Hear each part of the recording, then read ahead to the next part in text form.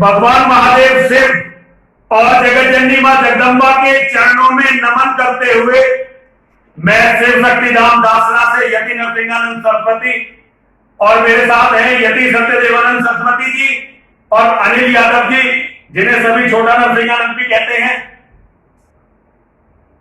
Sweden में अभी जो ये बवाल हुआ है, वहां एक पूरा शहर जला दिया गया है। ये जो शहर जला है स्वीडन में, इसे इस्लाम का जिहाद कहते हैं। भारत के लोग 1400 साल से, हम सनातन के मानने वाले 1400 साल से इस इस्लाम के जिहाद को झेल रहे हैं। मक्का में जो सबसे पहला मंदिर टूटा था, जहां आज काबा है इनका, वह हमारा महादेव का मंदिर था और वहां हमारी देवियों की मूर्तियां थी। 1300 साल से ज्यादा हो गए जब मोहम्मद बिन कासिम सिंध में आया था और मोहम्मद बिन कासिम ने सिंध में 50,000 बेटियों को हमारी को छीनकर उनकी अरब में ले जाकर मंडी लगाई थी। राजा दाहिर के परिवार की औरतों ने जौहर किया था। लाखों की संख्या में हिंदुओं को मोहम्मद बिन कासिम ने मार दिया था। और यह भी याद रखने की जरूरत है कि मोहम्मद बिन कासिम अपने कार्य में सफल नहीं होता यदि राजा दाहिर ने कुछ मुसलमानों को अपने यहां शरण नहीं दी होती। अरब में लड़ाई चल रही थी मोहम्मद के परिवार वालों की और उनकी, जिन्हें मोहम्मद ने मारा था। ये जो शिया सुन्नी का विवाद है, ये मोहम्मद के परिवार और जिन लोगों को मोहम्मद ने अपने जीवन में कत्ल किया था, उनके बीच का विवाद है।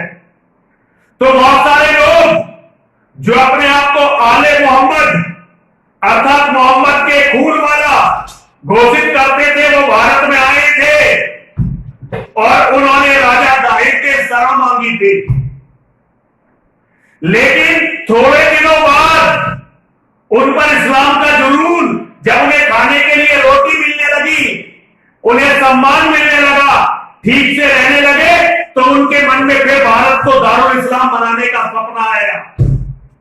और उन्होंने बहुत सारे बौद्ध भिक्षुकों से जो राजा दाहिर से चिढ़ते थे, उनको तोड़ा। वो राजा दाहिर की सारी कमियों को राजा के साथ रहकर जान गए थे और उन्होंने राजा दाहिर के सारे राज अरब के लुटेरों को बताए। और उसके बाद राजा दाहिर पर आक्रमण हुआ। राजा दाहिर भी मारे गए, उनके बहुत सारे साथी भी मारे गए और उनके परिवार की बहुत सारी महिलाओं को अपने आप को आग में समर्पित करना पड़ा, अग्नि में समर्पित करना पड़ा। भारत का पहला जौहर राजा दाहिर के परिवार की औरतों ने किया था। यह पहला जौहर था। उसके बाद से आज तक भारत में यही कहानी हर बार दोहराई जाती है। जो भी भारत के राजा मुसलमानों पर विश्वास नहीं करते, वो कभी भी मुसलमानों से नहीं हारते और वो मुसलमानों को मार काट कर विजय प्राप्त करते हैं। लेकिन जब भी वो लोग अपनी फौज में या अपने मंत्रिमंडल में कुछ मुसलमानों को जगह दे देते हैं या अपने राज्य में कुछ मुसलमानों को बसने देते हैं, सारे के सारे मुसलमान उनके खुफिया राज जानकर, जब शुरू में मुसलमान परेशान होते हैं क्योंकि आपस के झगड़ों से डरते, इनके आने के आपस में झगड़े चलते रहते हैं, एक दूसरे के प्रति मारना काटना, सारी दुनिया को केवल कत्लो गारत करना, सारी दुनिया को खत्म करना, ये तो इस्लाम का काम है, ये इस्लाम का लक्ष्य है। मोहम्मद अपने जीवन में कहकर गया है कि इस्लाम के 73 फिरके होंगे, उन 73 फिरकों में केवल एक जन्नती होगा, बाकी सारे मुनाफिक, मुनाफिक का मतलब झूठे और गद्दार होंगे। तो जो जन्नती फिरका है उसका ये काम भी है कि वो सारे मुनाफिकों को कत्ल करे। तो सबसे पहले तो ये आपस में मिलकर किसी भी स्थान के काफिरों को मारते हैं और काफिरों को मारने के बाद आपस में लड़ते हैं कि नहीं मैं असली मुसलमान हूं या मैं असली मुसलमान हूं। इसका अर्थ है कि दुनिया में जब तक इस्लाम है जंग बंद नहीं होनी। भारत इसका पिछले 1400 साल से हम सनातन के मानने वाले पिछले 1400 साल में इसके पीड़ित रहे हैं। आज भारत के बहुत सारे धर्मगुरु ये कहते हैं कि भारत विश्व गुरु बनेगा, लेकिन वो अपनी जिम्मेदारी निभाने को तैयार नहीं है, वो केवल झूठे सपने दिखाते हैं।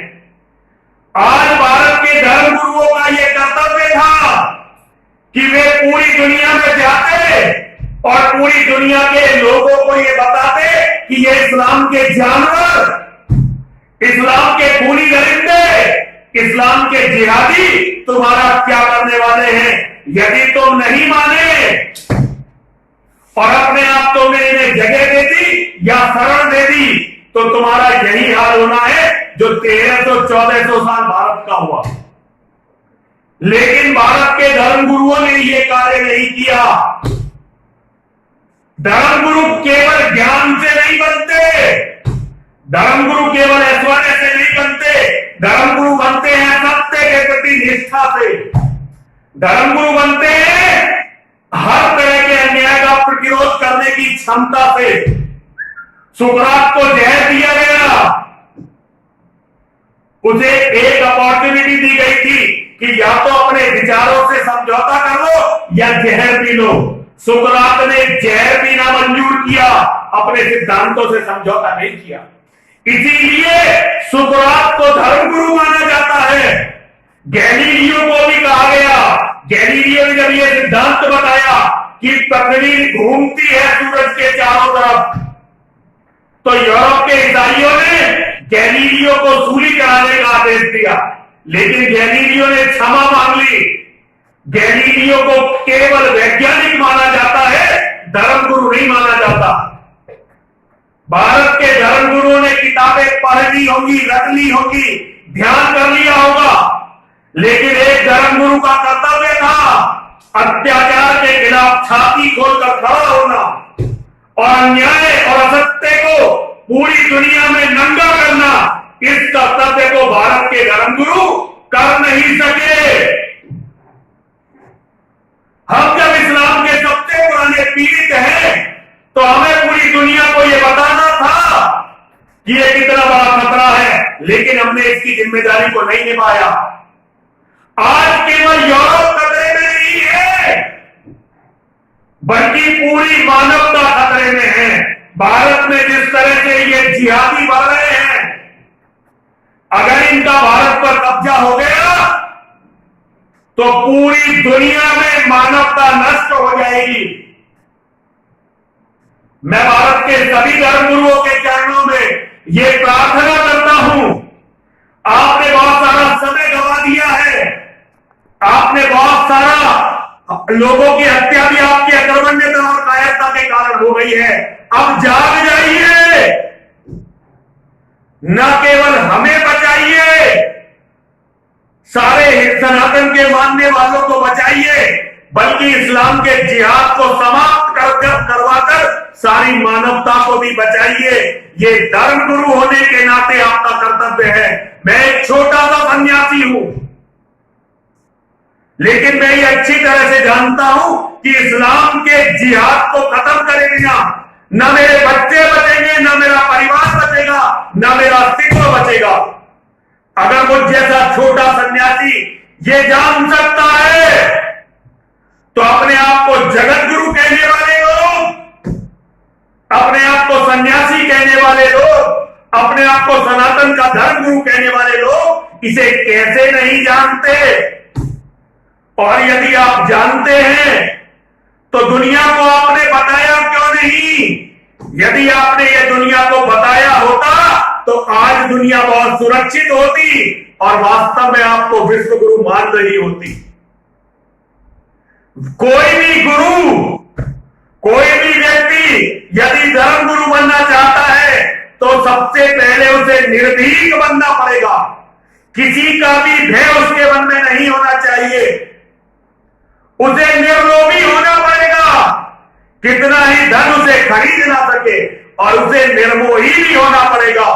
कितने ही बलिदान देने पड़े, लेकिन धर्म को बचाना उसका पहला कर्तव्य है। ये मेरी बात भारत के सारे धर्म गुरुओं के चरणों में पहुंचे और वो इस बात को समझे। यही मेरी प्रार्थना है। जहां तक भी मेरी ये बात पहुंचे, मैं सभी लोगों से अनुरोध करता हूं कि मेरी ये बात भारत के प्रत्येक धर्मगुरु, सनातन के प्रत्येक धर्मगुरु तक पहुंचाइए, ताकि वे धर्मगुरु धर्म को बचाने के लिए, मानवता को बचाने के लिए कुछ करें और वास्तव में हम पूरे विश्व के जगत गुरु बन के उभरे। केवल यही मुझे कहना है। हर हर महादेव, हर